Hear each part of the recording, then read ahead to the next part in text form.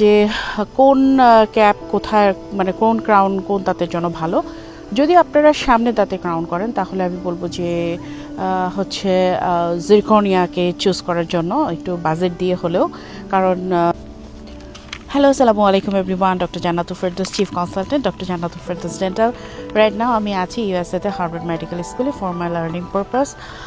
আপনারা অনেকেই জানতে চান যে ক্রাউনের মধ্যে কোন ক্রাউনটা ভালো। আপনারা যখন রুট ক্যানাল করেন তখন ডাক্তাররা আপনাদেরকে বেশ কিছু ক্রাউনের অপশন দিয়ে থাকে। সো তার মধ্যে অন্যতম হচ্ছে zirconia crown or PFM, porcelain fused metal or emax.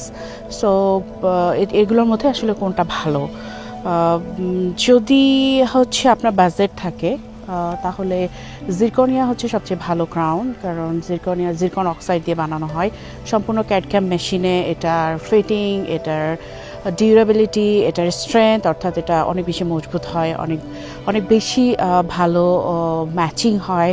So এটা লাইট ওয়েট হয় এবং এটা অনেক দিন বেশি দিন টেকে।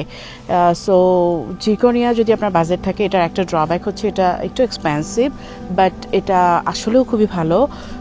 আপনি সব দিক থেকে বলেন, যে দিক থেকে বলেন যে কালার ম্যাচিং হবে কিনা, এটা ভালো কালার ম্যাচিং হবে। সো জিরকনিয়া ইজ দ্য বেস্ট যদি আপনার বাজেট থাকে। আর যদি বাজেট না থাকে, মানে আপনি কম বাজেটের মতো করতে চাচ্ছেন, তাতেও কোনো প্রবলেম নেই। তাতে হচ্ছে মেটাল সেরামিক ক্রাউনটা আমরা করতে পারি।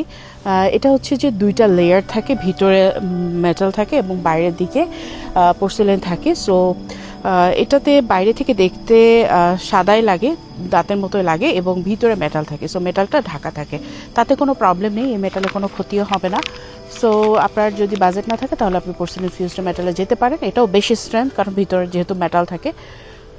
এবার আপনি যদি আপনারা যদি জানতে চান যে কোন ক্যাপ কোথায়, মানে কোন ক্রাউন কোন দাঁতের জন্য ভালো, যদি আপনারা সামনে দাঁতে ক্রাউন করেন তাহলে আমি বলবো যে হচ্ছে জিরকনিয়াকে চুজ করার জন্য একটু বাজেট দিয়ে হলেও, কারণ জিরকনিয়াতে কালার ম্যাচিংটা অনেক সুন্দর হয়, দেখতে অনেক বেশি সুন্দর থাকে।